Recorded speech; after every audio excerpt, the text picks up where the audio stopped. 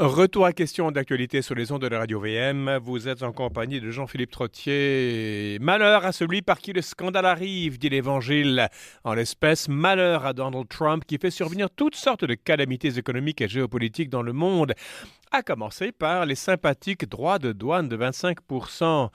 On est tenté dans ce dossier d'isoler le phénomène Trump du contexte dans lequel celui-ci émerge et se déploie. C'est ça, le véritable scandale. Autrement dit, Trump ne fait que manifester et précipiter ce qui ronge notre système international depuis longtemps. Philippe Labrec, chroniqueur, a écrit une analyse sur cette question dans le magazine Les Affaires sous le titre « Inutile de blâmer Trump pour le renversement de l'ordre mondial ». Bonjour Philippe. Bonjour. Vous n'êtes pas dans la chorale de ceux qui lancent de la boue à Donald Trump. Vous essayez juste de prendre de la hauteur et de comprendre le phénomène d'un point de vue, j'allais dire holistique, mais enfin macro-politique, macro-géopolitique, macroéconomique. On peut dire ça. Je quand même distinguerais entre la forme et le fond. Donc, mon article est sur le fond de la structure actuelle, ou du moins la nouvelle structure, celle qui prend en place, celle qui prend forme, je devrais dire. Je ne dis pas par contre que la forme trumpienne n'a pas d'influence, n'a pas de conséquences. Je ne sais pas si tout se déboulerait aussi rapidement sans Trump. Le style serait différent au niveau de la rhétorique en particulier. Je ne sais pas si la posture américaine envers le Canada serait aussi belliqueuse qu'elle l'est en ce moment. Donc Trump joue un rôle. Je ne dis pas que Trump n'est pas un élément important, mais je crois que Trump est une conséquence plus qu'une cause. En fait, une conséquence à 100% plus que la cause. Sans dire par contre qu'il n'y ajoute pas sa touche personnelle qui n'est pas particulièrement appréciée par la majorité du monde en ce moment. Elle est un peu rude, évidemment. Exact. Il y a des penseurs, je pense Richard Wolff, qui est un politologue de gauche aux États-Unis, qu'on entend partout maintenant, grâce ou à cause de Trump, et il dit « Reality will catch up with him ». Ça veut dire qu'il va être pris, il va rattraper par la réalité, ce que Jean Charest disait également, hier ou avant-hier. Donc là, il va faire face au principe de réalité. Il y aura peut-être un effet boomerang ou il y aura un frein parce qu'il ne peut pas tout révolutionner. Mais vous avez cité une phrase de Henry Kissinger qui avait été aux Affaires étrangères de secrétaire d'État de Nixon, décédé en 2023, donc à l'âge de 100 ans, je pense. Ouais. Il avait dit un truc qui semblait très, très, très profond et très intelligent. Vous l'avez par cœur ou parce que je l'ai vu sur votre article, je l'ai sous les yeux. C'est peut-être mieux si vous la lisez, oui. Je pense que Trump est peut-être l'un de ces personnages de l'histoire qui apparaissent de temps à autre pour marquer la fin d'une époque et l'obliger à abandonner ses faux semblants. Exactement. On a l'impression d'entendre Metternich ou Talleyrand ou Bismarck ou ces grands personnages. Qui justement voit dans des épiphénomènes des grands changements qui se passent sur le fond. Donc, voilà, c'est ça. C'est un peu, c'est pour ça que j'ai utilisé la citation de Kissinger en ouverture de mon texte. C'est simplement parce que, comme j'ai dit, que Trump est une conséquence et non une cause, et représente un changement structurel qui était déjà en place, qui prenait déjà forme avant l'arrivée de Trump, peut-être même avant 2016 en réalité, la première victoire de Trump. Et donc, quand on se concentre sur la figure de Donald Trump, on oublie que les choses changeaient déjà, et donc on oublie surtout de s'y adapter. Mais qu'est-ce qui changeait? En un mot, la fin de la mondialisation heureuse. Dès 2016, Trump l'emporte, et on oublie le Brexit aussi, le leave lors du référendum, l'option quitter l'Union européenne au sein du référendum britannique sur la question l'emporte. Ce qui, à mon avis, c'est deux gros coups de canon.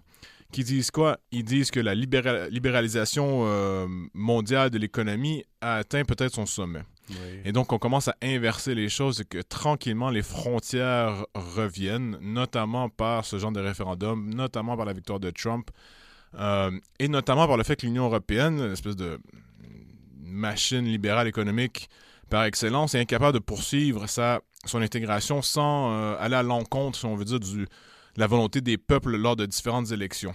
Je vais faire court ici, là, mais on commence à voir, à partir du milieu des années 2010, que la mondialisation heureuse n'est simplement plus si heureuse. Et donc, qu'est-ce qu'on voit émerger? C'est une démondialisation. Et je vais résumer ici la mondialisation par le libre-échange à l'échelle planétaire. C'est pas exactement ça, là, mais c'est à peu près ça. Oui. Quand on enlève l'Afrique, l'Amérique latine en grande partie, l'Asie pas partout, je veux dire, il y a quand même de grands pans de l'humanité qui font pas partie de cette mondialisation heureuse. Ça dépend ce que vous voulez dire. Je suis pas de cet avis. Non. Je crois que globalement, à peu près tout le monde en a profité. Ah bon? Qu'est-ce que je veux dire par là? C'est que des centaines de millions de personnes qui étaient sous le seuil de la pauvreté, il y a 30, 40, 50 ans, ne le sont plus aujourd'hui. Du Bangladesh jusqu'en Amérique du Sud. Hein? Je comprends. Et donc, je ne sais pas que tout le monde a gagné. C'est pas tout le monde qui a atteint la classe moyenne occidentale partout dans le monde, comme vous avez dit, en Afrique, en Amérique du Sud, en Asie du Sud, peu importe, des régions particulièrement pauvres. Ceci dit, il y a beaucoup moins de pauvres aujourd'hui et je crois que c'est en bonne partie grâce à la mondialisation. Pas que, mais en bonne partie. D'accord. Et là, on voit qu'on défait ce système tranquillement. Et au sein de ce que j'appelle, encore une fois de façon très succincte, le libre-échange à l'échelle mondiale, on a vu émerger le mercantilisme chez certains pays, notamment la Chine, surtout la Chine en fait. Le mercantilisme, c'est quoi ça? Le mercantilisme, ça se résume principalement par une balance commerciale extrêmement positive, donc excédentaire, ce qui veut dire qu'on exporte énormément plus qu'on importe. Rappelons-nous, le mercantilisme date au moins du 16, 17e, 18e siècle, les puissances coloniales européennes en Amérique étaient principalement mercantilistes. Ça veut dire qu'à l'époque, c'était l'accumulation d'or et d'argent, des métaux précieux. Bon, aujourd'hui, on a modernisé la chose. Principalement par ce qu'on appelle la balance commerciale. Ça veut dire le commerce triangulaire, par exemple, au XVIIe siècle, où les Européens allaient en Afrique, ils apportaient la verroterie en échange d'esclaves, ils apportaient ça dans les Caraïbes, ils vendaient leurs esclaves, et puis ils revenaient avec l'argent des Caraïbes, avec la vanille, avec le sucre et tout ça en Europe. C'est ça le mercantilisme aussi? Aussi, pas que, évidemment. C'est surtout l'accumulation de richesses par la diminution des dépenses, on peut dire. D'accord. Donc, on veut, dans un jargon moderne, on dirait on veut exporter beaucoup plus qu'on importe. D'accord. Parce que quand on importe, c'est une dépense, qu'on exporte, c'est un revenu. Au niveau de l'État, là, je parle ici. Et à l'époque, c'était l'accumulation d'or et d'argent, et on voulait... Les métropoles, donc la France, dans notre cas, mettons, voulait obtenir le plus de ressources possibles de ses colonies en dépenser le moins possible pour augmenter sa richesse objective, globale, au net, si on peut dire. La chose s'applique encore aujourd'hui. Des nations comme l'Allemagne, le Japon, mais encore une fois, surtout la Chine, ont participé à la mondialisation d'une façon mercantiliste. Et ça va à l'encontre, si on peut dire, de la logique même de la mondialisation où le libre-échange doit dire que, écoutez... Vous ouvrez vos frontières et j'ouvre les miennes, donc vous exportez tout ce que vous voulez ou vous pouvez dans mon pays et je fais de même de votre côté. On va atteindre des niveaux d'efficacité absolument, un équilibre d'efficacité presque parfait dans le sens où les pays qui sont les plus aptes à produire tel ou tel produit vont le faire, tandis qu'un autre va être dans un autre domaine et donc on va toujours atteindre une espèce d'équilibre au niveau des prix qui serait parfait. Et donc, Donald Trump, qui impose ses droits de douane à droite et à gauche, aujourd'hui, c'était le Canada et le Mexique, il y a la Chine aussi, l'Europe bientôt. Lui, il pourfend ce truc-là. Il dit, oui, les États-Unis sont les grands perdants de ça, de cette politique mercantiliste. Mais ce qu'il ne dit pas, c'est que les États-Unis sont de grands consommateurs. Ils consomment beaucoup plus que les Chinois, ils consomment beaucoup plus que les Mexicains ou que les Canadiens aussi. Donc, à la limite, le perdant du mercantilisme, les États-Unis, le veulent bien parce qu'ils importent énormément de trucs parce que les consommateurs états-uniens sont voraces. Ils n'ont qu'à moins consommer. En fait, comment dire, oui et non. C'est sûr que les États-Unis et les Américains consomment beaucoup plus parce que principalement, ils ont un PIB beaucoup plus élevé que n'importe quel autre pays. Absolument. Ou à peu près. Donc, ils ont les moyens, si on peut dire, de consommer plus. Mais sur la période, sur les 50 dernières années, ou du moins depuis les années 70 environ, les États-Unis et le Canada et l'Occident globalement se sont désindustrialisés, notamment au profit de la Chine. Et c'est très largement grâce à une politique de mercantilisme chinoise dans un contexte de mondialisation, du moins d'un point de vue trumpien, que ceci s'est passé. Oui, et donc, aujourd'hui, les Américains, tout comme le Canada, ne produisent que très peu de produits ou à peu près rien. Toute leur industrie manufacturière s'est évaporée en très grande partie. Et donc, le but ici, c'est pas seulement de consommer et de produire. Et en imposant des tarifs, on force bien sûr le rapatriement manufacturier aux États-Unis. Absolument. On force les investisseurs américains à investir aux États-Unis en premier lieu, s'ils veulent vendre aux États-Unis, du moins. Même chose pour les étrangers. Et pourquoi? Je reviens au mercantilisme. Si la Chine, par exemple, mène une politique d'excédents commerciaux envers les États-Unis, ça veut dire que les États-Unis ont un déficit commercial envers la Chine massif. Ce qui veut dire que la Chine s'enrichit, entre guillemets, là, je fais de façon simpliste, sur le dos des États-Unis.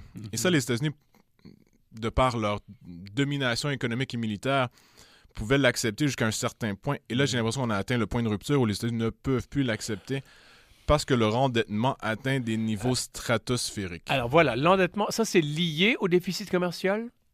Largement, mais pas que, là, mais oui. D'accord. Donc, les États-Unis ont une sacrée... On le sait très bien. À la fin janvier, il y a toujours le psychodrame au Congrès pour voir si on peut rallonger la dette de quelques centaines de millions de dollars ou milliards, je ne sais pas. Ouais. Et milliards plutôt, oui. Et puis, in extremis, les républicains et les démocrates s'entendent, mais à un moment donné, Trump va mettre la hache là-dedans. Exactement. Dans mon article, je mentionne Ray Dalio, qui est un grand investisseur, le fondateur de Bridgewater Associates. Qui ça? Ray Dalio. D-A-L-I-O? D-A-L-I-O, Ray R-A-Y, qui récemment, lors d'une conférence, mentionnait que les États-Unis ont très peu de temps pour rectifier la situation au niveau du déficit. Il est minimum. Exactement. Le déficit est à la hauteur de 7,5% du PIB en ce moment, si je ne m'abuse, ce qui veut dire que... La dette ou le déficit? Le déficit. Donc, ça s'ajoute à la dette. Et là, en ce moment, Dalio indique que le gouvernement américain est très près d'une situation où il va devoir emprunter simplement pour faire les paiements sur les intérêts de la dette, tellement le déficit est élevé et gonfle la dette. Mais tant que le dollar devient est la monnaie de référence dans le monde, je veux dire, les États-Unis sont bien contents d'émettre des obligations pour que les étrangers achètent ça. Ben là, pour l'instant, ils ont discuté à l'en vendre. Et c'est justement à cause de la situation fiscale. C'est que la situation fiscale désastreuse américaine, qui est objectivement parlant pire que celle du Canada. Là. Ici, bien sûr, dernièrement, les manchettes ont fait qu'on a parlé du budget au Canada. On était horrifiés par, je pense, un déficit de 2%, là, ce qui n'est rien comparativement à 7,5%, surtout sur le PIB américain qui est très largement canadien. La situation fiscale aux États-Unis est tellement désastreuse que ça pousse les taux d'intérêt sur les obligations à la hausse pour compenser pour le risque que ceci représente aux yeux des investisseurs. Mais vous comprenez qu'une dette qui doit se refinancer à des taux d'intérêt toujours plus hauts devient de plus en plus impossible pour ce pays, même pour un pays comme les États-Unis. Il y a des solutions, mais ils ont toujours des conséquences qui sont positives et négatives à une situation pareille. Et oui, pour revenir à votre question initiale, Trump tente à un moment donné de mettre la hache dans le déficit et peut-être même la dette, la réduire, c'est-à-dire commencer à la rembourser. Et c'est comme ça qu'on comprend en partie les tarifs. C'est que les tarifs est une taxe sur les exportations vers les États-Unis, donc sur les partenaires commerciaux. Et je crois que Trump, au lieu d'augmenter la taxe des particuliers aux États-Unis, ce qui serait politiquement suicidaire. Oui, aux États-Unis, 1% de taxe et puis c'est la fin du président. Absolument. Et donc, pour lui, c'est beaucoup plus facile de dire, mais écoutez, vous profitez de notre marché de consommateurs intérieur, soit vous allez payer pour entrer. Et là, je tombe dans la théorie, et c'est pas la mienne, quoique je crois que c'est quand même une bonne idée, mais pas une bonne idée, mais je veux dire, une anticipation rationnelle de la chose, c'est que certains disent que les États-Unis vont maintenant forcer leurs partenaires commerciaux à acheter des obligations à long terme et à bas taux d'intérêt, ce qui serait l'équivalent de donner de l'argent gratuitement aux États-Unis, à peu près. Philippe Lévesque, vous nous parlez donc de cet article que vous avez écrit et fait paraître dans le magazine Les Affaires, le titre « Inutile de blâmer Trump pour le renversement de l'ordre mondial ». Mais ces tarifs, ça va imposer une inflation de 25%. Un États-Unien qui veut acheter, moi je ne sais pas, un pot de yaourt, un exemple idiot, mais il veut acheter un pot de yaourt, il va le payer 25% plus cher s'il achète ça du Canada.